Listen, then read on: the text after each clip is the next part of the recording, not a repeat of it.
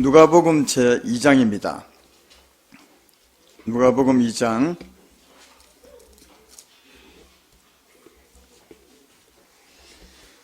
1절부터 7절까지 보겠습니다.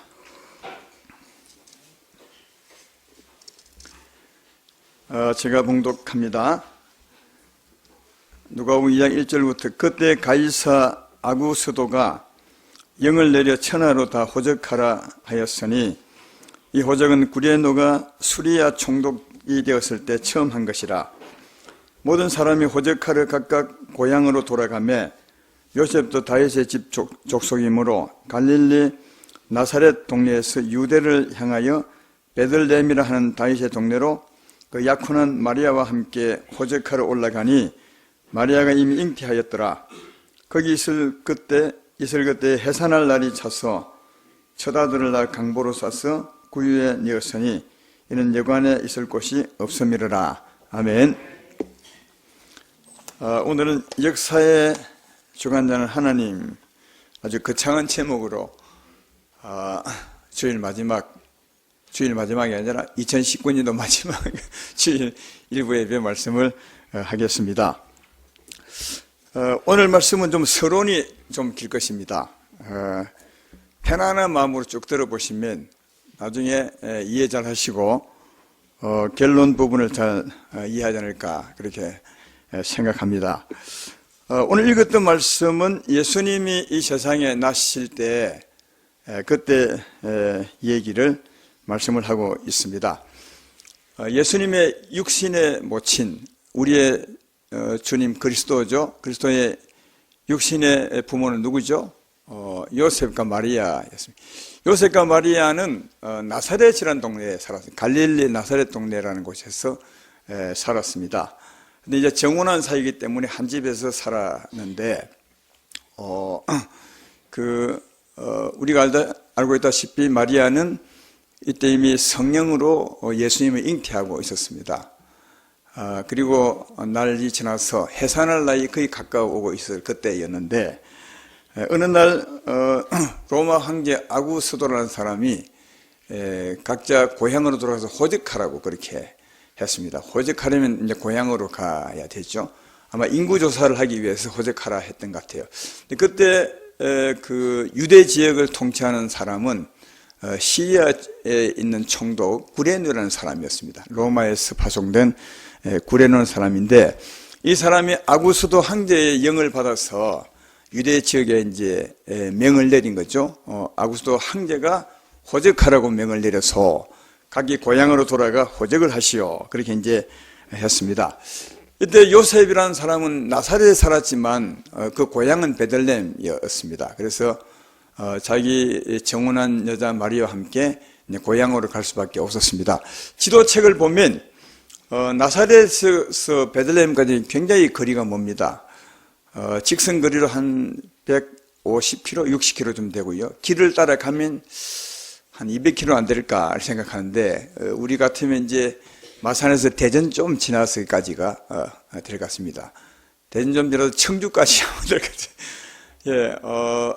나사렛 동네에서 베들레헴까지 가려면 저 위에서 밑으로 내려오니까 청주에서 마산까지 이제 와야 돼요. 그 당시에는 비행기도 없고 차도 없으니까 아마 노새를 타거나 아니면 뭐 걸어서 이렇게 와야 되는데 굉장히 어려운 그림이 아니겠나 그렇게 생각합니다.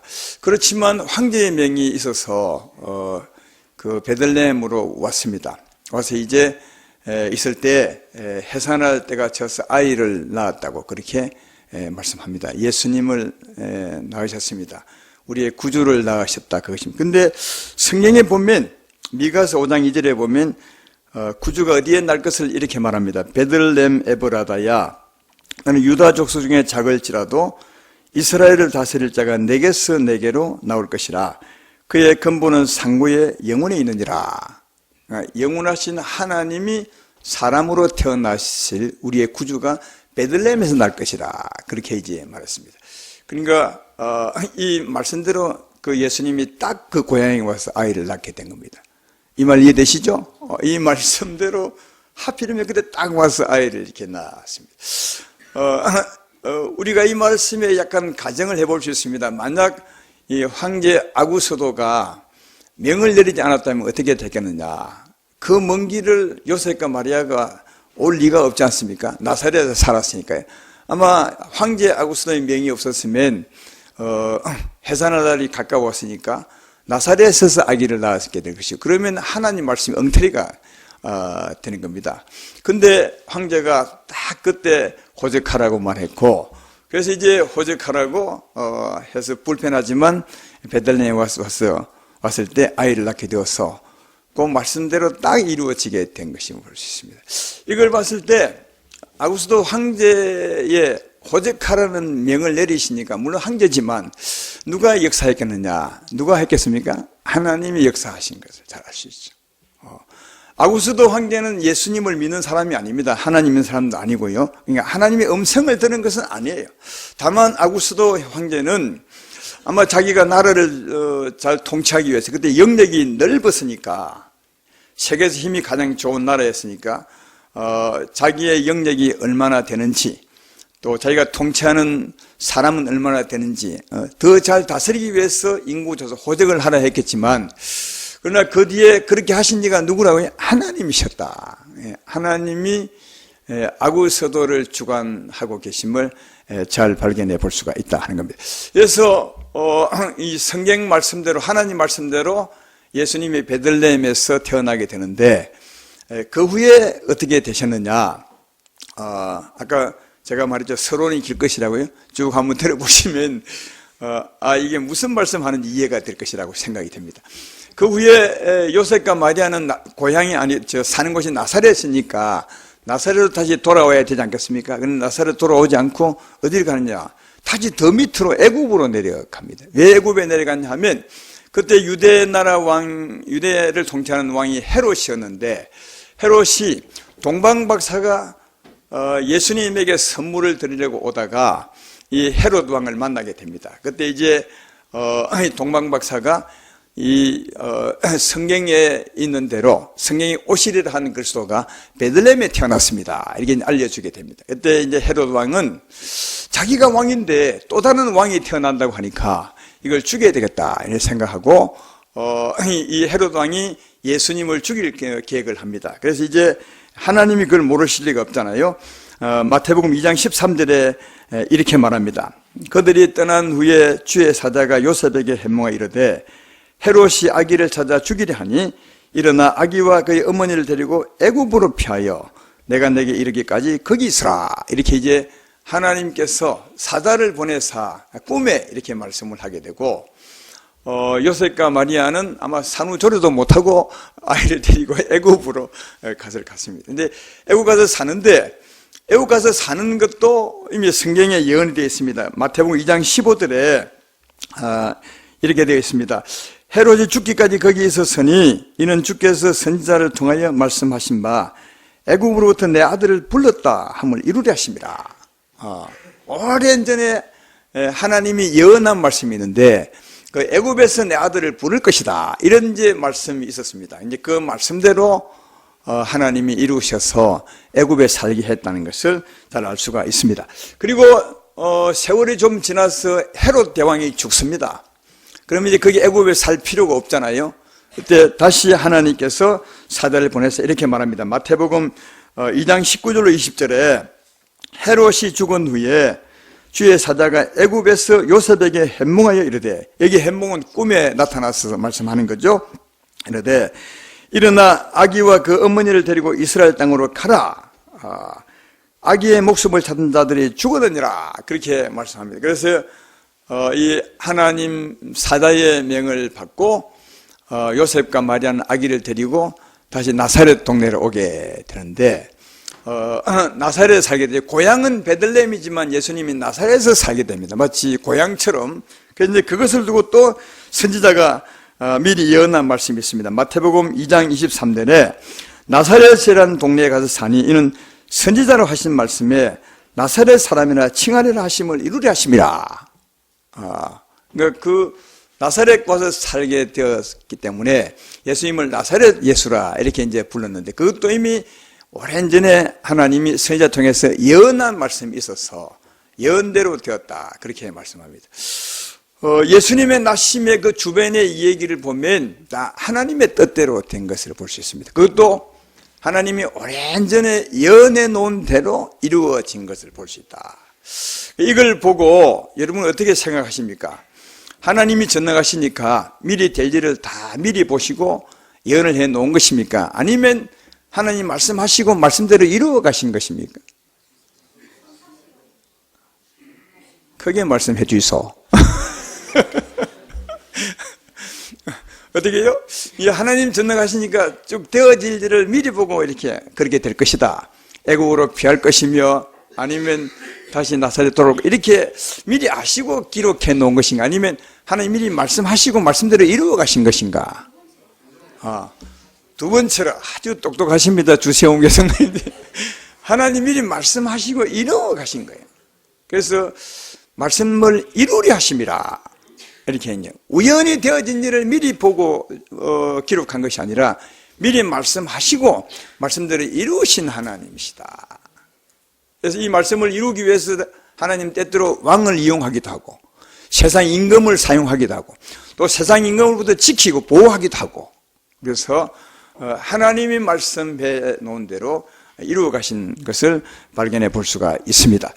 예수님이 이제 태어나 사시고 그리고 때가 되어 이제 공생의 삶을 살게 되면 30살부터요. 공생의 삶을 살 때도 하나님의 이런 역사는 계속됩니다. 물론 그 전에도 계속 되었겠지요. 그래야 공생애가 있는 거 아니겠습니까? 하나님 역사가 계속되는데 어느 날 예수님이 공생의 사역을 시작하고 난 후에 주로 이제 갈릴리 지역에 사역을 했습니다. 많은 이적과 표적을 나타냈죠. 그리고 어느 날 고향에 가게 돼. 고향이 어디라고요? 여기는 나사렛 동네. 고향은 아니지만 고향 같은 동네에 가게 되었는데 거기에 가서는 사람들이 이상하게 예수님을 안 믿습니다. 하나님의 아들로 안 믿습니다. 하나님의 사람으로 안 믿습니다. 다른 동네는 잘 믿는데 그래서 엄청난 이적이 나타났는데 자기 동네는 안 믿는 겁니다. 그래서 안 믿으니까 믿지 않은 사람에게 은혜를 베풀 수가 없잖아요. 그래서 일을 내줄 수가 없었어요. 동네에. 어쩌면 동네에 더 큰 은혜를 베풀어 주고 싶었을 텐데 못했어요. 왜냐하면 동네 사람들이기 때문에 예수님을 하나님 아들로 안 믿죠. 너무 잘 아니까. 그래서 예수님께서 그 동네에 가서 말하기를 선지자가 동네에서는 환영을 받지 못하느니라 그렇게 말하면서 저 옛날에 엘리야와 엘리사 시대 때 그러니까 예수님 시대에 비하면 오랜 전이죠. 오랜 전에 이 얘기를 합니다. 그때 이방 사람으로서 사르밧 가부가 있었고 또 나아만 장군이 있었는데 그들은 믿음으로 복을 받았다. 이 말을 하면서 믿음을 갖지 못하면 복을 받지 못할 것이라. 이 말과 아울러서 믿지 못하는 나사렛 사람을 약간 좀 책망하는 말씀을 하셨습니다. 예수의 말씀을 가만히 듣고 보니까 기분이 굉장히 나빴어요. 동네 사람들이. 그래서 이제 화가 치밀어서 예수님을 죽이려고 합니다. 이 말씀이 누가복음 4장 28절로 30절에 있습니다. 거기 보면 그 말씀 후에 화가 나서 어떻게 했는지를 기록하고 있습니다. 회당에 있는 자들이 이것을 듣고 다 크게 화가 나서 일어나 동네 밖으로 쫓아내어 그 동네가 건설된 산 낭떠러지까지 끌고 가서 밀쳐 떨어뜨리고자 하되 예수께서 그들 가운데로 지나가시니라. 나 이 말씀 이해가 안 돼요. 화가 너무 나서 동네 사람이 전부 예수님을 잡고 동네 어귀에 낭떠러지가 있어요. 거기 가서 밀어 넣으려고. 옛날에는 법이 없으니까 그럴 수 있어요. 갔는데 그럼 밀어 떨어지면 될 거 아니에요. 근데 그 뒤에 결과는 예수께서 그들 가운데를 편안히 지나가셨대요. 어찌 이런 일이 있어요? 성경에 이게 설명도 없이 누가 역사했겠느냐? 예수님을 죽이지 못하게 한 힘이 있었음을 알 수 있어요. 화가 나서 끌고 갔으나 거기 가서 화를 식혀버렸든지 아니면 그렇지 하기 못하게 했든지 하여튼 예수님은 낭때 안 죽었어요. 편안하게 지나갔던 것을 보면 하나님이 역사하신 것을 알 수가 있고요. 또 어느 날 예수님이 예루살렘에 갑니다. 초막절에 예루살렘에 가는데 초막절은 유대인의 3대 절기입니다. 그래서 유대인들은 1년에 3번은 꼭 예루살렘에 가서 제사를 드리고 하나님을 만나야 됩니다. 근데 초막절에 갔는데 예루살렘은 유대인의 관원들이 많이 사는 곳이라 예수의 소문을 익히 압니다. 예수님이 자칭 하나님의 사람이라 하고 하나님의 아들이라 하기도 하고, 그리고 그 하는 걸 보면 율법을 막 거역하는 것 같고 사실은 율법을 지키는 건데 그들이 볼 때는 율법을 거역하는 것 같은 거예요. 굉장히 화가 나서 유대인의 관원들이 예수님을 꼭 보면 죽일 것이라 이렇게 마음으로 계획하고 있었어요. 근데 그 관원들이 많은 예루살렘에 가서 그것도 이런 말씀을 전합니다. 요한복음 7장 28절 29절에 나오죠. 예수께서 성전에서 가르치시며 외쳐 이르시되 너희가 나를 알고 내가 어디서 온 것도 알거니와 내가 스스로 온 것이 아니라 나를 보내신 이는 참되시니 너희는 그를 알지 못하나 나는 아노니 이는 내가 그에게 낳고 그가 나를 보내셨음이라 하니라. 이것 때문에 죽이려 하는데 이 말씀 때문에 거기 가서 이 말씀을 또 합니다. 그리고 다 죽이려고 예수님을 기다리고 있었는데 거기 가서 이 말씀 합니다. 근데 그 다음에 이렇게 기록합니다. 요한복음 7장 30절에 말하기를 그들이 예수를 잡고자 하나 손을 대는 자가 없으니 이는 그의 때가 아직 이르지 아니하였습니다. 다 죽이려고 했지만 그러나 손을 댄 사람이 없었어요. 이런 말씀을 하는데도 왜 그러냐? 아직 그의 때가 안 됐다는 거예요. 그러니까 누가요? 하나님이 그의 때가 안 됐기 때문에 죽이지 못하게 하고 있음을 알 수 있어요. 그리고 또 그 다음에 또는 하나님의 성전 헌금함 앞에 가서, 우리 교회 헌금함은 어디 있습니까? 아니, 하나님의 헌금 앞에 가서 하나님 말씀을 또 전했습니다. 성전 안에 헌금함 앞이라면 유대인들의 예수님을 미워하는 관원들이 다 있는 곳이 아무도 보통 사람이 없는 곳이고 관원들이 있는 곳이니까 예수를 다 미워하고 배척하는 사람이에요. 거기 가서 역시 하나님이 보낸 사람으로서 이렇게 이제 전합니다. 그때도 이렇게 말합니다. 요한복음 8장 20절에 말하기를 이 말씀을 성전에서 가르칠 때 헌금함 앞에서 말씀하였으나 잡는 사람이 없으니 이는 그의 때가 이르지 아니하였습니다. 상황을 보면 잡혀 죽어야 될 상황인데 다 죽이려고 하는데 아무도 그를 안 건드리니까. 왜? 아직 때가 안 됐다는 거예요. 죽을 때가 안 됐기 때문에 하나님이 잡아 죽이지 못하도록 하고 있는 말씀을 이렇게 표현하고 있어요. 제 말 이해되면 아멘 합시다. 그러니까 사람의 뜻대로 되는 것이 아니라 하나님 뜻대로 예수님이 보호받고 예수님이 지킴받고 예수님이 그의 사역을 감당하고 있었음을 알 수 있었습니다. 사람들이 죽이고 하나 못 죽게 했어요. 왜? 아직 때가 안 됐기 때문에 하나님이 예수님을 아주 강하게 붙들고 주강하고 있었음을 발견해 볼 수가 있는 거죠. 근데 예수님이 이제 좀 세월이 지나 사역을 하고 난 후에 이제 때가 됩니다. 때가 됐다는 말은 예수님이 죽을 때가 되는 거예요. 근데 예수님이 이렇게 말합니다. 마태복음 26장 1절로 2절에 예수님이 제자들에게 말합니다. 예수께서 이 말씀을 마치시고 제자들에게 이르시되 너희가 아는 바와 같이 이틀이 지나면 유월절이라 인자가 십자가에 못 박히기 위해 팔리리라. 그 전까지는 사람들이 죽이려 해도 못 죽였습니다. 하나님이 못 죽이게 한 것입니다. 그러나 이제 때가 되었어요. 예수님은 우리를 구원하러 오셨기 때문에 십자가를 짊어지셔야 합니다. 그래서 예수님이 제자들에게 선포하죠. 이제는 이틀 후에 내가 잡혀 죽을 것이다. 근데 그때 예수님을 잡아 죽여야 될 사람들은 어떻게 생각하냐면 이렇게 생각했습니다. 마태복음 26장 3절로 5절에 보면 이렇게 말합니다. 그때 대제사장들과 백성의 장로들이 가야반 한 대제사장의 관정에 모여 예수를 흉계로 잡아 죽이기로 인하되 말하기를 밀란이 날까 하노니 맹계는 하지 말자. 예수님은 이번 맹계에 잡혀 죽을 것이다 이렇게 말했는데 정작 예수님을 잡아 죽일 사람들은 이번 맹계에는 말자 이렇게 말해요. 밀란이 날까 싶어서. 예수님이 상당히 인기가 좋았거든요. 많은 사람들이 주님을 추종했거든요. 맹절에 많은 모이니까 맹절에 주님을 잡으면 밀란이 나서 오히려 우리가 큰 화를 당할 수 있으니까 이번에 말자. 그럼 누구 뜻대로 되었겠습니까? 여러분 결론 아니까 다 알겠죠? 예수님 뜻대로 되었습니다. 그 후에 이런 일이 이제 벌어지게 되죠. 예수님을 사랑하는 한 여인이, 은혜 많이 받은 여인이 아주 귀한 향유 옥합 하나를 가지고 옵니다. 향유 옥합, 우리나라는 이런 향유가 잘 없는데 아마 그쪽에는 이런 향유를 굉장히 귀하게 생각하는 것 같아요.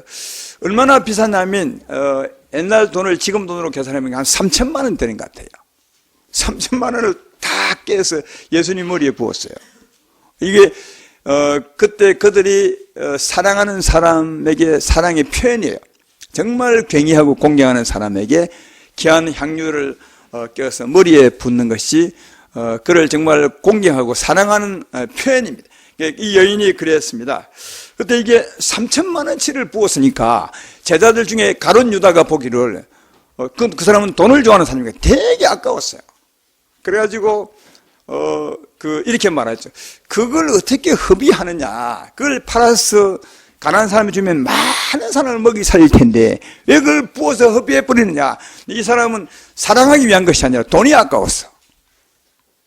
그래서 이제 예수님이 이런 제자들의, 특별히 가룟 유다의 이 책망에 대해서 말하기를, 이 여인을 괴롭히지 말라. 이 여인이 좋은 일을 한 것이다. 내 장래를 위해서 한 것이라. 그렇게 이제 했습니다. 이 말에 가룟 유다가 열받았어요. 왜냐하면 돈을 좋아해서 그렇게 말하는데 예수님이 여인 편을 드니까, 돈도 잊어버린 것이 아까운데 예수님이 여인 편을 드니까 화가 나서 바로 뛰쳐나가서 예수님을 팝니다. 관원들에게. 내가 예수님을 팔겠소. 어디 있는지 알겠으니 언제 몇 시에 어디로 오시오. 그래서 이제 감람산에 가서 가룟 유다가 알려줘서 예수님이 이제 잡혀가요. 관원들에게 잡혀가죠. 이번 명절에는 밀라의 날 가지 말라 했던 그 사람들이 제자가 파니까 이제 예수님을 잡아간 겁니다. 그래서 이제 그 유대인들은 그 당시에 로마 지배에 있었기 때문에 사람을 사형시키는 권리가 없어요. 그래서 이제 로마 왕 총독에게, 빌라도에게 예수님을 죽여달라고 신문하고 죄를 찾아 죽여달라고 빌라도에게 주죠. 그래서 이제 빌라도가 예수님을 넘겨봤습니다. 그동안 빌라도 소문을 많이 들었거든요. 흥미로운 예수님, 대단한 예수님으로 들었어요. 그래서 이제 빌라도가 굉장히 관심을 가지고 신문을 하는 겁니다. 그때 빌라도가 아주 특이한 점을 발견합니다. 많은 제사장들이 예수님을 빌라도에게 주면서 막 고소를 하는 겁니다. 이 사람이 이런 죄를 지고 저런 죄를 짓고 그래서 죽여야 됩니다 하는데 예수님이 한마디도 안 하는 겁니다. 보통 죄인들은 이분은 이런 죄를 지었으므로 죽여야 됩니다 하면 보통 사람은 아닙니다. 저는 그런 죄를 짓지 않았습니다. 나는 죽을 이유, 이렇게 해야 될 텐데 그렇게 많은 고소 고발을 해도 예수님이 아무 말도 안 하는 거예요. 너무 이상하죠. 그래서 이제 그런 상황이 돼서 마태복음 26장 3절로 5절에 이렇게 말합니다.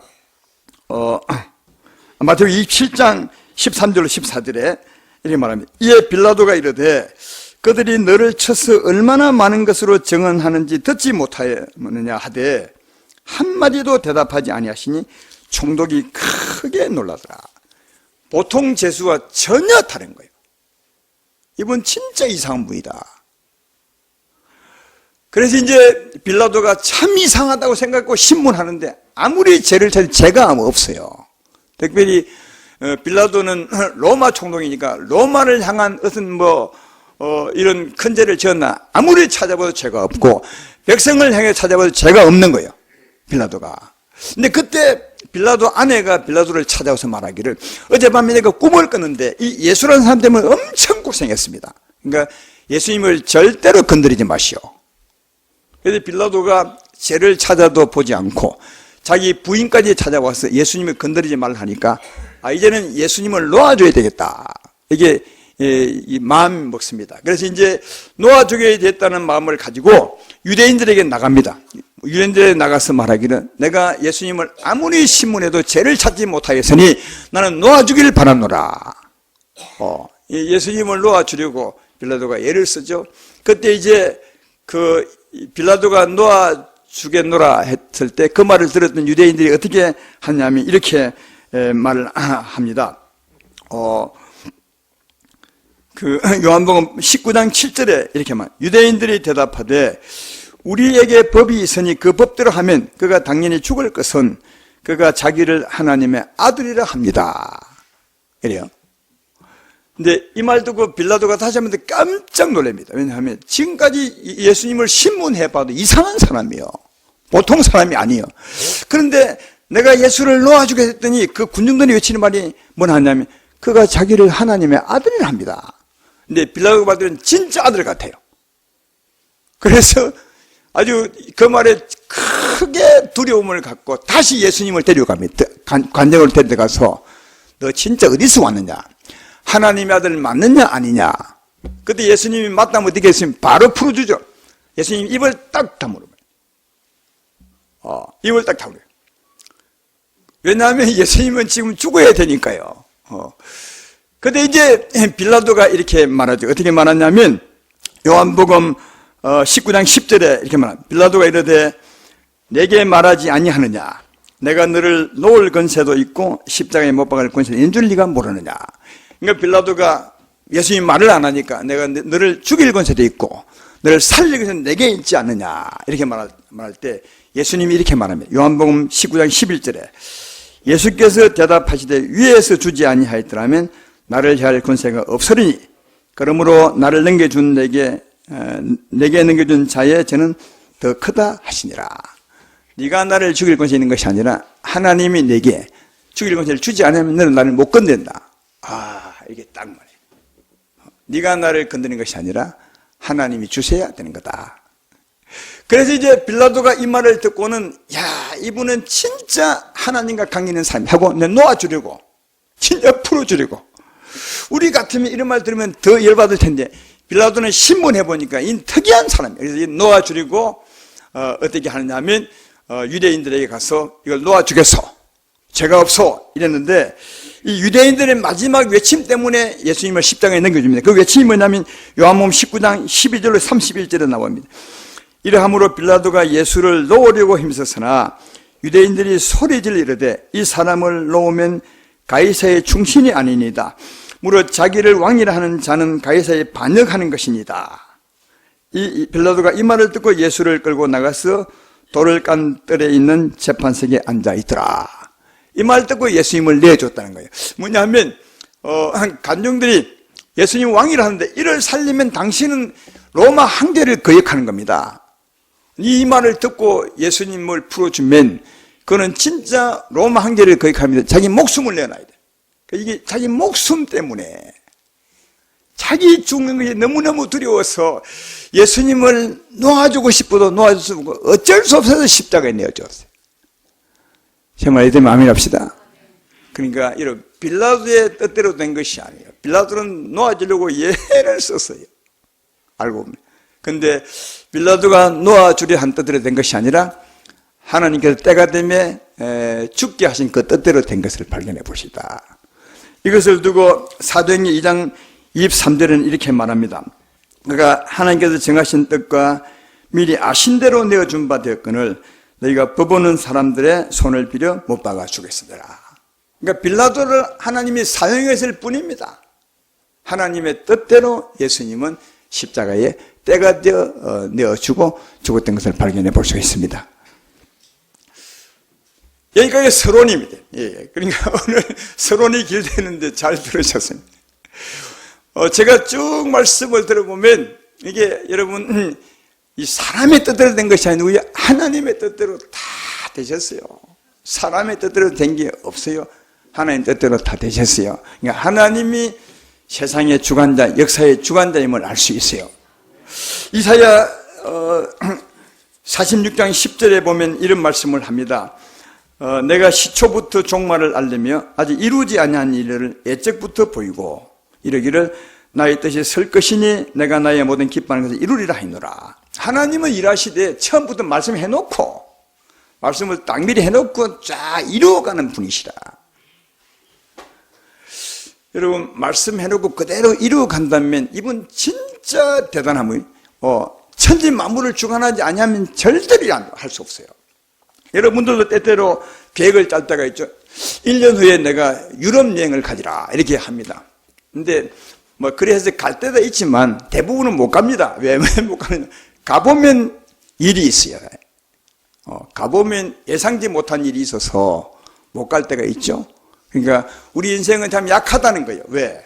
내가 계획했지만 절대로 계획대로 못합니다. 왜? 다른 변수가 많거든요. 아니 그때 계획 잡았는데 갑자기 부모님이 아프시다는가, 부모님이 돌아가셨다는가, 아니 그때 가려고 했는데 사업이 갑자기 못 가잖아요. 그러니까 내가 말씀하고 말씀대로 이루시려면 주위의 모든 여건도 다 주관할 수 있어야 되는 겁니다. 그러니까 하나님께서 처음부터 말씀하시고 이루어가는 분이시라면 천지를 주관하는 분이 아니시면 절대로 못하는 거예요. 진짜 하나님은 만물을 창조하시고 만물을 주관하시고 만물을 주께로 돌이킬 그런 분 아니시겠어요? 그래서 하나님은 이 일을 할 수 있음을 잘 발견해서 볼 수 있습니다. 로마서 11장 36절에 하나님의 권세를 이렇게 말합니다. 이는 만물이 주에게서 나오고 주로 말미암고 주에게로 돌아갑니다. 그러니까 만물의 주관자, 역사의 주관자가 그러니까 하나님이시니까 그런 처음부터 말씀해 놓고 이루실 수 있는 거예요. 여러분, 우리 하나님이 이런 분이십니다. 우리 하나님은 이런 분이십니다. 하나님이 만물의 주관자입니다. 왕들을 사용하기도 하고 왕들을 지키기도 하고 하시는 분이 하나님이시지. 그래서 그는 말씀해 놓고 쫙 이루어 가시는 분이십니다. 만물의 주관자, 역사의 주관자임을 알 수가 있는 거죠. 근데 하나님은 무엇을 이루어 가시느냐? 무엇을 이루어 가시면 구원을 이루어 가는 겁니다. 천지를 왜 창조하셨습니까? 우리 인생을 구원하려고. 왜 우리 인생을 지으신 겁니까? 우리 인생을 구원하시려고. 하나님이는 구원입니다. 오늘 본문도 오늘 말씀도 들었지만 하나님이 세상을 주관하신 것은 예수님의 태어나심과 예수님의 사심과 예수님의 죽으심을 주관하신 겁니다. 이게 뭐죠? 구원입니다. 그래서 우리 인생을 구원하기 위해서 예수님의 기록된 대로 예수님을 주관해 하셨던 것을 볼 수 있다. 할렐루야. 그러므로 이런 구원을 보면 이제는 하나님 누구를 주관하겠는가? 이제 예수 믿음으로 구원받는 우리의 삶을 주관한다는 거예요. 이걸 기억하셔야 돼요. 하나님 마음에는 구원에 있습니다.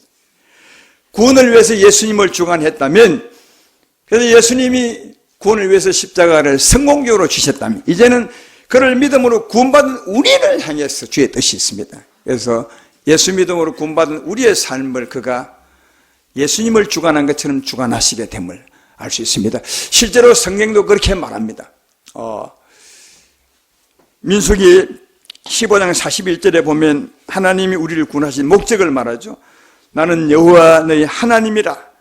나는 너희의 하나님이 되리고 너희를 애굽 땅 인도에 내어느니라. 나는 여호와 너희의 하나님이라. 우리를 구원한 목적을 말해요. 우리 하나님 되기 위해서. 이 하나님 되기 원한다는 말은 우리의 삶의 주관자가 되기 위해서. 우리를 구원해 내신 것은 우리의 구원의 삶을 주관하시려고 구원해 내셨다. 너희의 하나님 되시려고. 우리의 구원도 무엇이겠습니까? 우리가 예수 믿으면 내가 예수와 함께 십자가에 못 박혔나니 그런데 이제는 내가 산 것이 아니요. 누가요? 그리스도께서 내 안에 사신 것이라. 할렐루야. 내 삶의 주관자가 그리스도입니다. 하나님이시라는 거죠. 그래서 내 삶을 주관하기 위해서 하나님 나와 함께 계심을 알 수 있고, 실제로 내 삶을 주관하시는데 예수님에 대한 계획이 쫙 있던 것처럼 우리에 대한 계획도 쫙 있습니다. 우리가 몰랐을 뿐이지, 또 모르고 살 뿐이지 하나님은 우리에 대한 계획을 가지고 계시다고 말씀합니다. 시편 139편 14절로 16절에 이렇게 말합니다. 내가 주께 감사함은 나를 지으심이, 우리를 지으심이죠. 심히 기묘하심이라. 주께서 하시는 일이 기함을 내 영혼에 잘 아나이다. 내가 은밀한 데서 지음을 받고 땅의 깊은 곳에서 기하게 지음을 받은 때에 나의 형체가 주의 앞에 숨겨지지 못하였나이다. 내 형결이 이루어지기 전에 주의 눈이 보셨으며 나를 위하여 정한 날이 하루도 되기 전에 주의 책에 다 기록되어 있는 거예요. 하나님은 여러분을 아십니다. 여러분을 구원하신 이도 하나님이십니다. 여러분이 태어나기도 전에 이미 하나님은 주의 책에 쫙 기록해, 여러분의 일생을 기록해 뒀어요. 얼마나 세세히 기록했느냐. 그 다음에 시편 139편 17절로 18절에 바로 이어서 보면 하나님이여 주의 생각이 내게 어찌 그리 보배로우신지요. 그 수가 어찌 그리 많은지요. 내가 쉬려고 할지라도 그 수가 모래보다 많소이다. 내가 깰 때도 여전히 주와 함께 있나이다. 할렐루야. 우리에 대한 얘기 엄청나게 많다는 거예요. 깨알처럼, 우리 깨알처럼 많이 있어. 주의 책에 하나도 놓치지 않고 우리를 구원하시고 우리 삶을 주관하시고 우리를 보호하시고 마침내 영화롭게 세워서 천국 갈 계획이 쫙.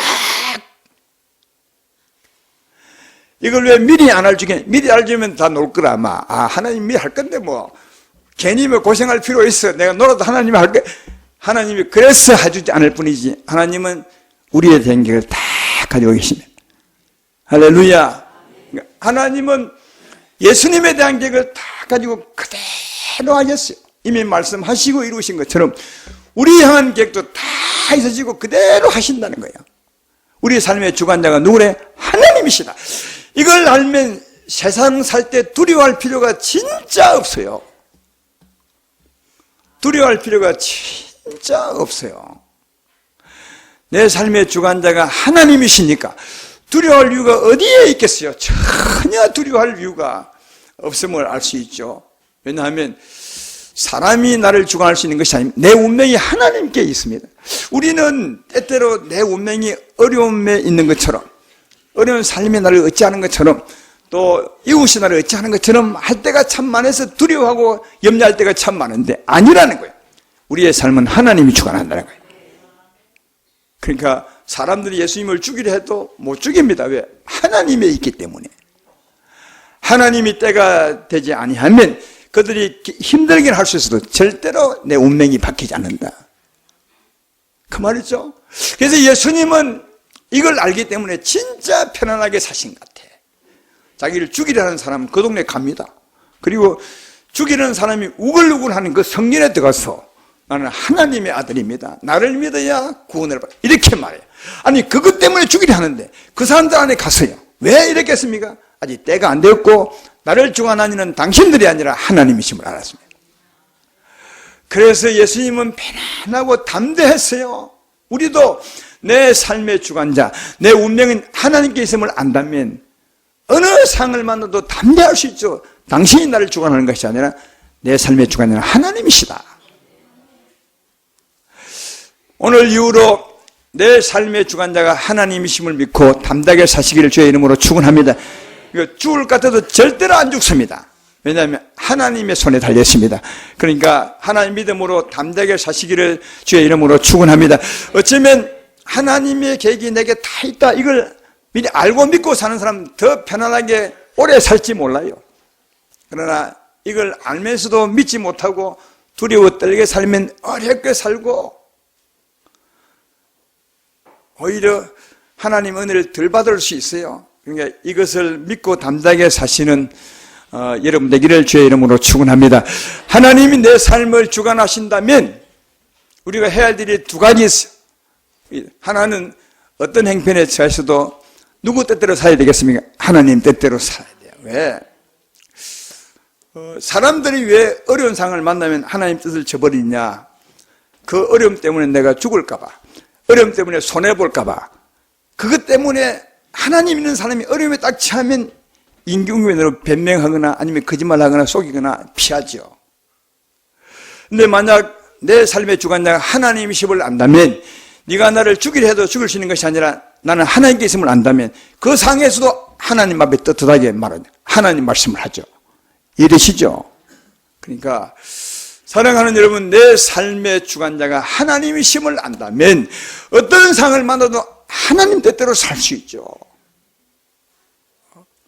이게 참 잘 안 되더라고요. 예수님은 아까 사셨잖아요.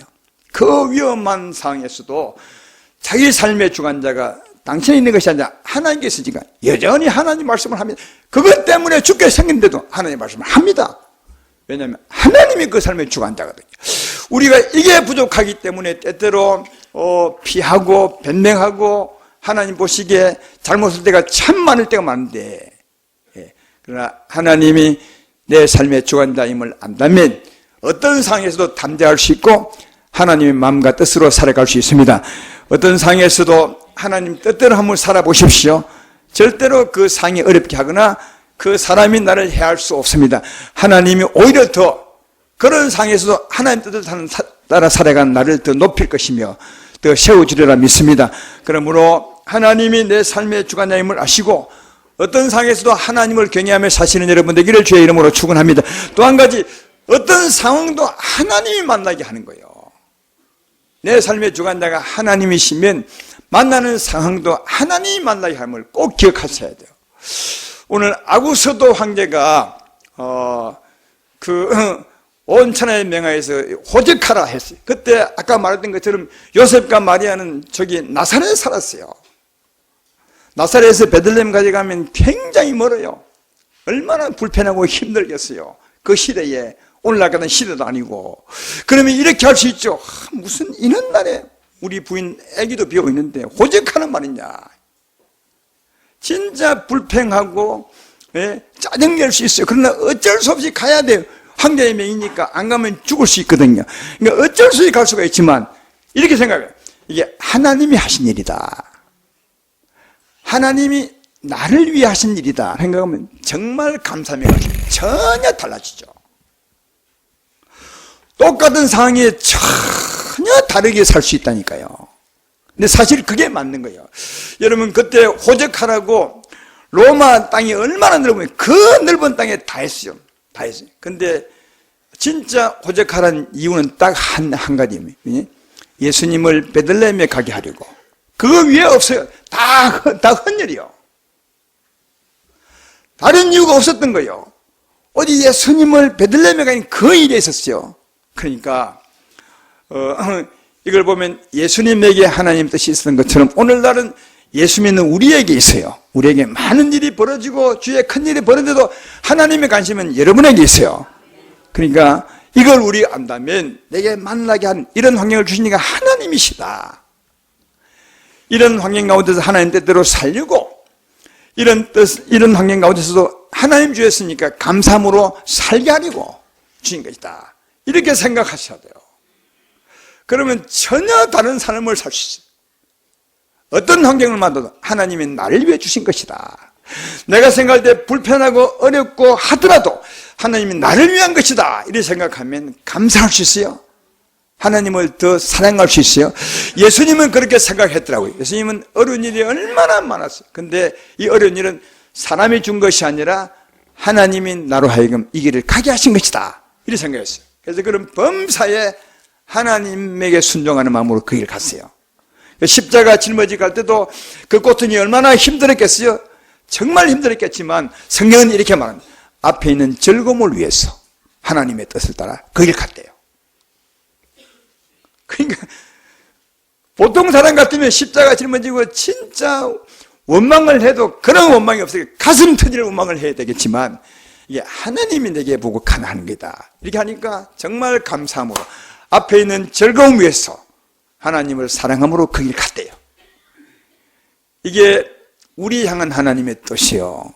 예, 이렇게 살 때 하나님이 내 삶에 주관하신 것을 알고 범사에 주의 뜻대로 살고 또 범사에 하나님이 내게 맡긴 것이다. 나를 만나게 한 것이다. 이렇게 해서 주님을 믿음으로 살 때 우리의 구원이 이루어지는 거예요. 우리는 이미 예수로 구원을 받았습니다. 믿음에 아멘 합시다. 그러나 구원에서 구원에 이르러 가야 돼. 이미 구원은 받았지만 천국에 갈 것이지만 천국 갈 사람으로서 더 영화롭게 되셔야 돼요. 영화롭게 되시려면 조금 전에 말한 것처럼 이렇게 살아야 돼요. 그래서 하나님은 우리 삶을 주관하면서 그렇게 살기를 바라시고 계시는 거예요. 할렐루야. 그러므로 이 어떤 상을 만날지라도 하나님이 내 삶을 주관하는 것인가 이것을 알고 하나님을 경외함으로 사시기를 주의 이름으로 축원합니다. 오늘 말씀을 보면 하나님은 하나님의 말씀대로 이루어가기 위해서 때때로는 하나님을 거역하는 사람을 사용하기도 하고 하나님을 믿지 않는 사람을 사용하기도 어떤 때는 하나님을 순종하는 사람을 사용하기도 해요. 하나님이 두 사람을 다 동시에 그래서 하나님 뜻을 이루어가요. 여러분 세상에는 언제나 반대가 있고 찬성이 있어요. 이 두 가지를 하나님이 다 사용하더라고요. 예를 들어 봅시다. 아까 예수님이 십자가 죽는 것이 하나님의 뜻입니다. 그래 우리 인생을 구원하죠. 근데 이 일에 있어서 그 주님을 사랑했던 여인은 향유를 붓습니다. 그것 때문에 가룟 유다가 열받아가서 예수님을 판 거예요. 그죠? 그래서 예수님이 십자가에 죽습니다. 하나님 뜻이 이루어지게 되죠. 가룟 유다는 하나님을 거역함으로 그 일에 관여했고, 그 여인은 하나님을 사랑함으로 관여했어요. 그러면 두 사람 다 하나님 뜻을 이루는 데 관여했으니까 상 받겠습니까? 성경은 그렇게 말하지 않아요. 전혀. 그 하나님을 사랑함으로 살았던 여인에 대해서는 이렇게 말합니다. 마태복음 26장 13절에 내가 진실로 너희에게 이르노니 온 천하에 어디서든지 이 복음이 전파되는 곳에는 이 여자가 행한 일도 말하여 그를 기억하라. 아주 여자는 칭찬을 받아요. 복음이 전해질 때까지 내 죽는 일에 관여한, 나를 사랑함으로 죽는 일에 관여한 이는 복을 받을 것이다. 근데 예수님을 죽는 일에 관여했지만 예수님을 거역한 가룟 유다 이렇게 말합니다. 마태복음 26장 24절에 인자가 자기에 대하여 기록된 대로 가거니와 인자를 파는 그 사람에게는 화가 있으리로다. 그 사람은 차라리 태어나지 아니하였다면 더 좋을 뻔했다. 예수님 하나님의 뜻을 이루음에 반대하는 사람도 하나님이 사용합니다. 순종하는 사람도 사용합니다. 그러나 그 차이는 천지입니다. 천지 차이입니다. 하나님을 거역한 사람은 차라리 태어나지 않았으면 좋을 뻔하실 것이고, 주님을 사랑하며 살던 사람에게는 영원히 하나님에게 기억되리라. 그렇게 말씀하고 있습니다. 사랑하는 여러분, 오늘 말씀의 결론을 맺습니다. 우리 삶의 주관자는 하나님이십니다. 역사의 주관자도 하나님이시고 만물의 주관자도 하나님이시고 개인적으로 우리 삶의 주관자가 하나님이십니다. 그러므로 범사에 하나님을 사랑으로 하시는 여러분 되기를 주의 이름으로 축원합니다.